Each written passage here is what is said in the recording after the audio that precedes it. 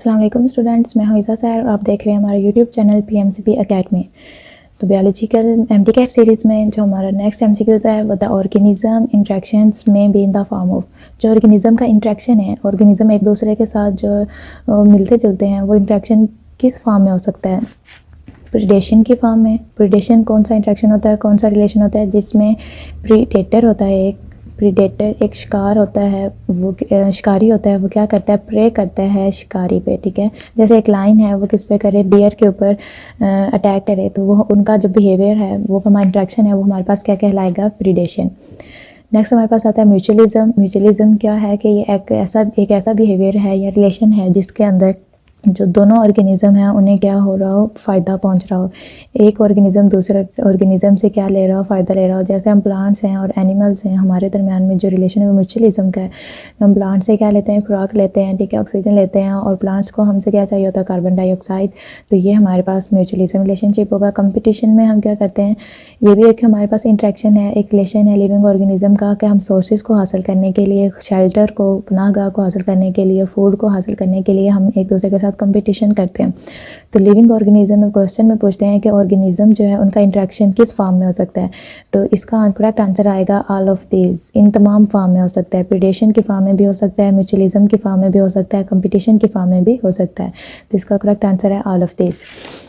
Next हमारे पास what is the basis of a biome. Biome की बेसिस क्या है, बायोम किस पे डिपेंड करता है, the type of major plants, the type of major plants, climate, size, time of change. तो जो बायोम है वो बेस करती है क्लाइमेट पे। हमने इसकी डेफिनेशन में भी पढ़ा था, बायोम की डेफिनेशन में प्रीवियस हमारा जो टॉपिक था MCQs था, उसके अंदर के बायोम क्या लार्ज रीजनल कम्युनिटी है जो प्राइमरी डिटरमाइन होती है किसके ज़रिए, क्लाइमेट के ज़रिए। तो ये जो हमारे पास बायोम है वो किस पे डिपेंड करेगी, डिपेंड ऑन, या उसकी बेस क्या होगी हमारे पास, वो हमारे पास बेस होगी उसकी क्लाइमेट के बेस पे हम उसे उसकी डिस्ट्रीब्यूशन करते हैं लिविंग ऑर्गेनिज्म की। नेक्स्ट जो हमारे पास MCQs है, the number and variety of species in a place is refer to as. Number, बहुत ज़्यादा नंबर, और वैरायटी, और बहुत ज़्यादा वैरायटी जो है हमारे पास स्पीशीज़ की, मतलब कि हर तरह की जो स्पीशीज़ होती हैं वो एक ही जगह पे रह रही होती हैं, उसे हम क्या कहते हैं, refer to as biodiversity, biome, community, population. तो पॉपुलेशन में हम कहते हैं कि सेम स्पीशीज़ होती हैं, ठीक है, एक ही तरह के। फॉर एग्जांपल एनिमल्स जो हैं वो एक ही जगह पे रह रहे हैं, ठीक है, ह्यूमंस जो हैं वो एक ही जगह पे रह रहे हैं, या प्लांट्स जो हैं वो एक अपना ग्रुप बना के एक अपनी स्पीशीज़ है सेपरेट, वो एक जगह पे रह रही हैं, तो वो हमारे पास क्या होती है, पॉपुलेशन।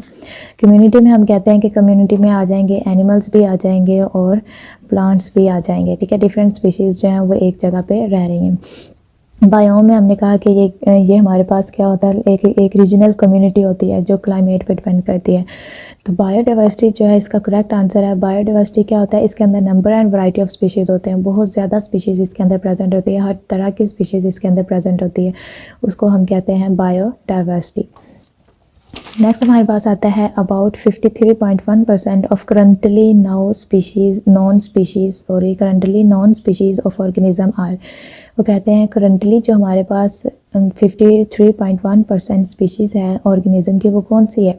ये हमारा टॉपिक है बायोडाइवर्सिटी टॉपिक, इसके बायोलॉजी FSC पार्ट 1 के चैप्टर नंबर 1 में फाइलेटिक लिंकेज। उस फाइलेटिक लिंकेज के अंदर इनके सबकी परसेंटेज बताई गई है, एनिमल्स, प्लांट्स। तो इसके हमारे पास MCQs में आता है कि एनिमल आएगा, एनिमल इतनी परसेंट में प्रेजेंट है, या प्लांट्स, या इन्वर्टिब्रेट्स, या इंसेक्ट्स। तो इसमें हमारे पास जो करेक्ट आंसर है वो हमारा है इंसेक्ट्स। इंसेक्ट्स जो हैं वो 53.1% प्रेजेंट होते हैं। जो हमारे पास वस्कुलर प्लांट्स हैं वो हमारे पास प्रेजेंट होते हैं 17.6%। जो हमारे पास प्लांट्स हैं वो प्रेजेंट होते हैं 17.6%। एनिमल्स जो होते हैं वो हमारे पास प्रेजेंट हैं 19.9%, और जो हमारे पास फंजाई, एल्गी, प्रोटोज़ोआ होते हैं ये प्रेजेंट होते हैं 9.4%। तो हमारे पास अब जो 53.1% जो परसेंटेज है वो किसकी आएगी, इंसेक्ट्स की। नेक्स्ट हमारा है a tentative explanation of observation is called. जो हमारे पास टेंटेटिव एक्सप्लेनेशन होती है किसी भी ऑब्जर्वेशन की, वो क्या कहलाती है। ये हमारा टॉपिक जो आता है ये आता है बायोलॉजिकल मेथड में। बायोलॉजिकल मेथड कौन से मेथड होते हैं जिसे हम यूज़ करके बायोलॉजिकल प्रॉब्लम्स को, लिविंग ऑर्गेनिज्म के प्रॉब्लम्स को सॉल्व करते हैं। तो उसमें फर्स्ट जो हमारा स्टेप होता है वो होता है ऑब्जर्वेशन का। हम सबसे पहले क्या करते हैं, ऑब्जर्वेशन करते हैं। किसी भी ऑर्गेनिज्म की प्रॉब्लम को हम ऑब्ज़र्व करते हैं, उसकी ऑब्जर्वेशन होती है, फिर उसके ऊपर हाइपोथेसिस होता है, देन उसके ऊपर क्या होती है, हाइपोथेसिस के बाद उसकी थ्योरी लिखी जाती है, थ्योरी के बाद उस पर लॉ लिखा जाता है। तो जो वो कहते हैं कि ये टेंटेटिव एक्सप्लेनेशन ऑब्जर्वेशन की, टेंटेटिव हमारे पास होता है टेम्परेरी, आर्जी। जो टेम्परेरी हमारे पास एक्सप्लेनेशन होती है ऑब्जर्वेशन की, वो क्या कहलाती है, वो हमारे पास कहलाती है हाइपोथेसिस। ठीक है, ऑब्जर्वेशन के बाद आता भी हमारे पास हाइपोथेसिस है। जो स्टेटमेंट होती है वो हमारे पास बिल्कुल ट्रू फॉर्म में होती है। ठीक है, वो टेम्परेरी नहीं होती। जो लॉ है वो भी टेम्परेरी नहीं होता, जो थ्योरी है वो भी टेम्परेरी नहीं होती। तो जो हमारे पास हाइपोथेसिस होता है ये टेम्परेरी एक्सप्लेनेशन होती है ऑब्जर्वेशन की। नेक्स्ट हमारे पास आता है series of hypothesis supported by result of many test is called. Hypothesis की वो सीरीज़ जिससे बहुत ज़्यादा टेस्ट से सपोर्ट किया गया हो, ठीक है, उसे हम क्या कहते हैं, मतलब कि एक हम क्या कर रहे हैं, टेस्ट कर रहे हैं, ठीक है, उस बार बार उस टेस्ट के ज़रिए हम एक हाइपोथेसिस तैयार कर रहे हैं, उसको हम क्या कहते हैं, उसको हम कहते हैं थ्योरी। जो हमारे पास डिडक्शन जो है ये हाइपोथेसिस के आगे फॉर्म आते हैं। हमारे पास आते हैं डिडक्टिव रीजनिंग और इंडक्टिव रीजनिंग। ठीक है, इंडिडक्टिव रीजनिंग तो ये भी नहीं होगा हमारे पास, क्योंकि हम कह रहे हैं हाइपोथेसिस की सीरीज से हमारे पास जो क्या रिजल्ट आता है, तो वो हमारे पास आती है थ्योरी। हाइपोथेसिस को बार बार हाइपोथेसिस का टेस्ट करने के बाद हमारे पास आता है थ्योरी। नेक्स्ट हमारे पास 37 हमारा एमसीक्यूज है। The reasoning from the general to specific is called. ऐसी रीजनिंग जिसके अंदर हम क्या करें, जनरल टू स्पेसिफिक मूव करें, मतलब कि एक हमारे पास कॉमन चीज़ है। फॉर एग्जांपल हम स्पैरो की एग्जांपल लेते हैं, ये भी हमारे बायोलॉजिकल मेथड में से एमसीक्यूज आया है।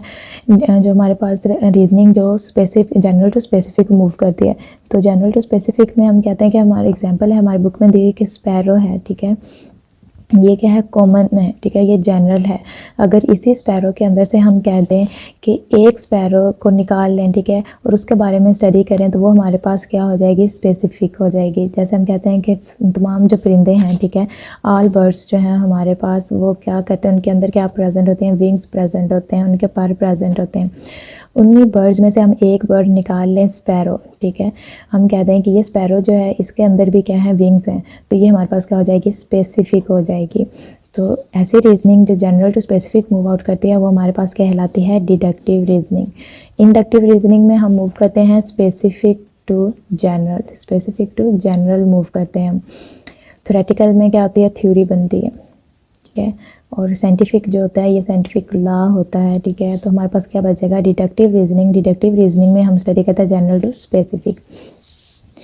नेक्स्ट है हमारे पास temporal distribution of various form of life both plants and animals in various geological periods. वो कहते हैं वेरियस जियोलॉजिकल पीरियड्स में हम क्या करते हैं, डिफरेंट या वेरियस जो प्लांट्स हैं और एनिमल्स हैं उनकी फॉर्म को डिस्ट्रीब्यूट करते हैं। मुख्तलिफ जियोलॉजिकल पीरियड जैसे जैसे कोई पीरियड आता जाता है, ठीक है, जैसे सीनोजोइक था, मेसोजोइक पीरियड था, इरा वगैरह थे, ये सारे इनके अंदर वो कहते हैं हम डिस्ट्रीब्यूट करते हैं प्लांट्स को और एनिमल्स को वेरियस फॉर्म में, डिफरेंट फॉर्म में। वो हमारे पास कौन सा हमारे पास कहलाता है, उसे हम क्या कहते हैं, क्या चीज़ कहलाती है, तो living word in space, living word in time, phyletic lineage, biological method. तो बायोलॉजिकल मेथड में हम बायोलॉजिकल प्रॉब्लम्स को सॉल्व कर सकते हैं, ये भी नहीं होगा।